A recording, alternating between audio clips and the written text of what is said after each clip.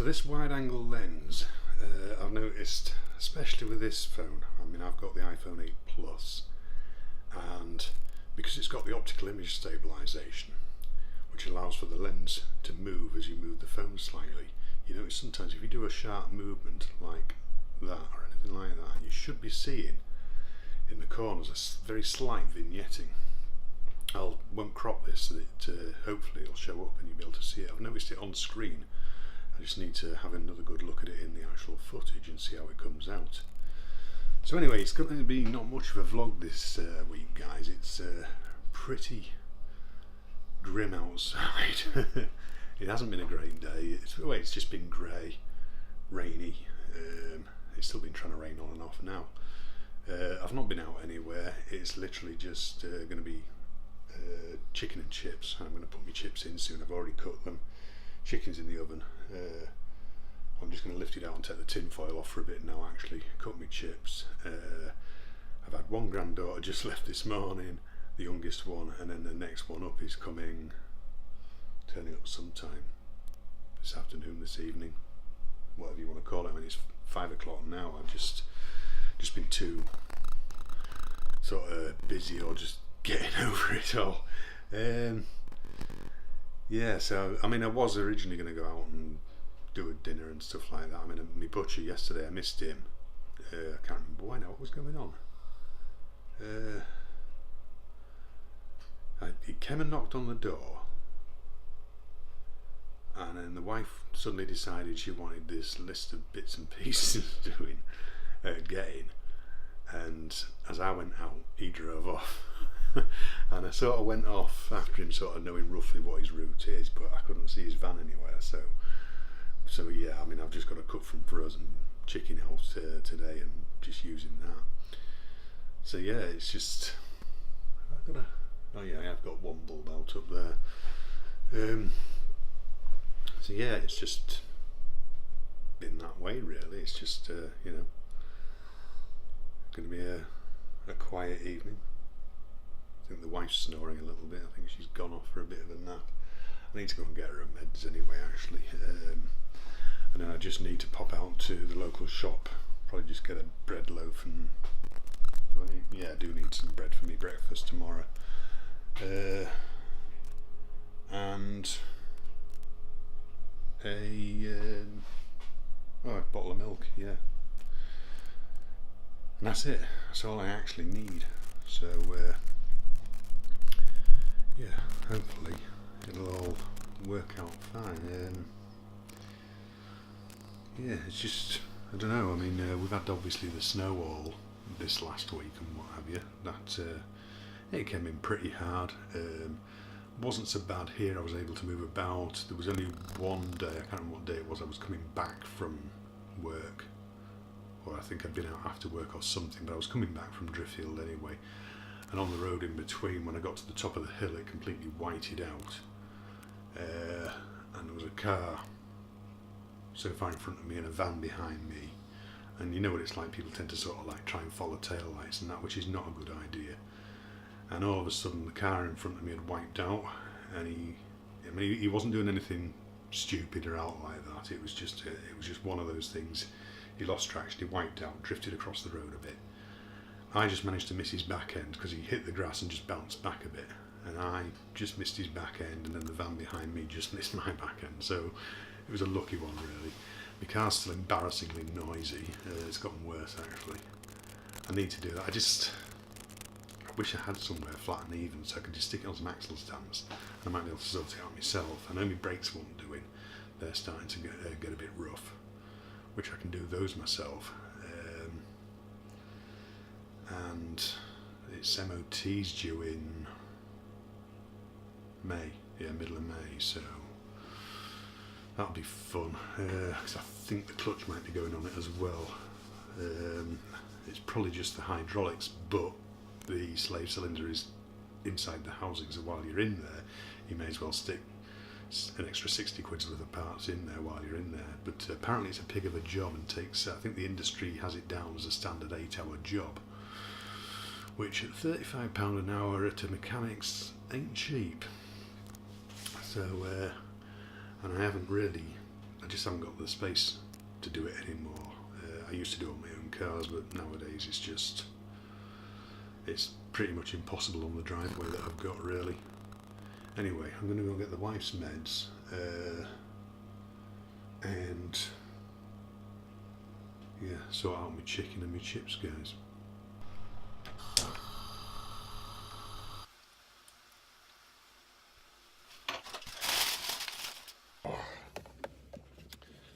What's with all the panic buying of bread and milk? Seriously, people, get a grip. Anyway, I've got some now. I just I'm not panic buying, you know. It's just a case of, you know, there was no loaves of bread, so I've actually got a packet of bread cakes and 2 bottles of milk. That's it. And I only got 2 because we'd only buy like the 6-pint one sort of thing. And so yeah, so I just got these 2. What are they? 4-pinters, I think they are. So it's crazy, absolutely crazy. Just because it was snowing. Well, yeah, all right. Some of the villages north of us were sort of, yeah, they had it quite rough. I mean, I know the snowplows have been through now and cleared them out, but you know, and they've got sort of like banks of snow at the roadside, sort of 8 feet tall, sort of thing in some places. You know, it's pretty rough, but still, you don't need to panic buy stuff like that. It lasts, you know that within a couple of days you're going to be clear. So all you need is, you know, we can manage on sort of like, I don't know, in that time with all the people we get running through our bloody house and all the milk that's gone through, we could still manage with 2 6-pinters for like 3 days easily. Bloody crazy. So I've got my bits. Are you ready to hear this exhaust? It'll probably come through on the audio. Wow. And clutch is about to die as well. I'm struggling with that. It's there we go. It was struggling for a second there. I think it's more to do with the slave cylinder, to be honest. I think it's reached the end of its pull, and that's probably just because because what happens is you can put your foot on the clutch and it'll start to bite a little bit after you've had your foot on the clutch for sort of like a few seconds. So I think at first it's managing to push the clutch out so that you can engage a gear, but then it struggles to hold it there. It starts to move back again. So yeah, it's quite an expensive job. I mean, I know last time I had it done on my Citroen C5 Estate, and that was expensive, but it did have I mean, I'll tell them not to bother on this one, but basically what had happened was the bolts had come loose on the, well, they hadn't come loose, the holes had worn on the flywheel. Now, the flywheel on those, the genuine part, is actually a dual mass, which is expensive. I think you're starting about £800 just for the part, so quite pricey. But you can actually get like a conversion kit for them to swap for a standard clutch. It just makes them a little bit harsh and wears your gearbox out quicker. That's the trouble with them. But if it's not too bad, I'll just tell them not to bother with the flywheel, leave it as it is, and I'll try and get it through this next MOT and then get rid. Simple as that, I think. It's a shame really, because it's not got a lot of mileage on it. It's you know, it's all just wear and tear with age, to be perfectly honest. I mean, the clutches and that's, you know, it's probably a roundabout due, although I would say they were riding it a bit myself because it hasn't done 80,000 miles yet, it's just under. So, you know, anywhere between 80 and 100,000 for it is when your clutch is going to start showing you up, like. So I would say they were obviously riding the clutch a lot at traffic lights and stuff like that instead of taking it out of gear, which a lot of people do. I mean, the modern cars prevent that from happening, don't they, by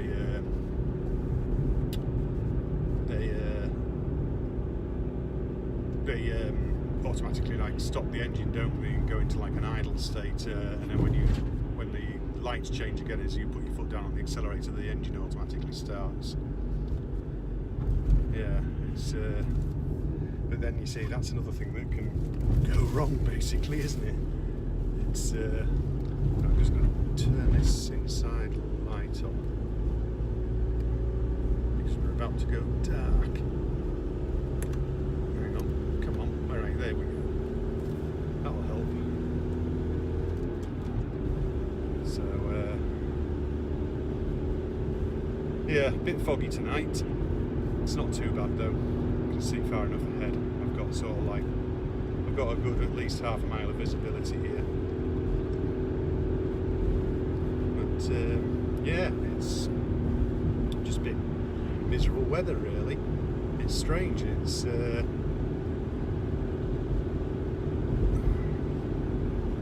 more notifications. Yeah, it's strange how it's just basically got up today and it all just turned to rain.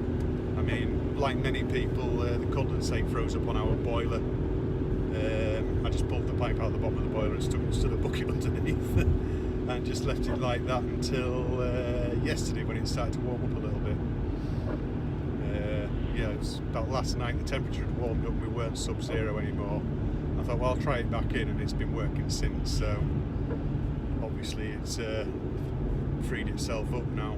I know Robert Cooper had a whole 7-foot length of pipe, and it was a larger bore one as well at 32mm, so I think 32 aren't they, yeah.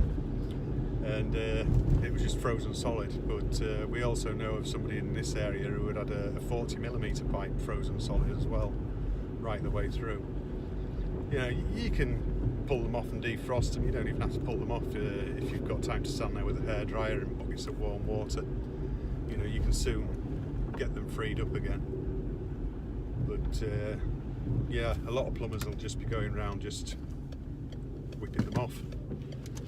Whip them off, stick a bucket underneath. I mean, it would probably take a boiler a week to fill a bucket. Washing machines never last longer than a year, 2 years these days. I remember back in the day, a washing machine with some cleaning out on the pump filter and stuff like that. It was easy 5 years before they give you any problems. But fortunately, it's on like an insurance company that the wife took out. So I mean, we've had about 4 repairs on this, and it's not. I think it's just over a year old. Terrible, really, these days. I mean, what is it? I mean, it's a Beaker, so it's not like one of the high-end brands, but obviously, I think I'm pretty sure they're done by Whirlpool then. So, you know, not one of the worst out there by any means. So yeah, another week of not getting it done. Same day. I'm gonna sit and have a real think about how I'm gonna do this, but I think I'm just gonna go along the line of do the vlog over Sunday and Monday, and it uploads Monday, because it's just getting ridiculous, really, how it's sort of panning out for me to sort of do it and all that. But I just realised that's on camera. That's all me battle scars. Looks like I've been fighting a cat. I was just working on a pipe in tight spaces.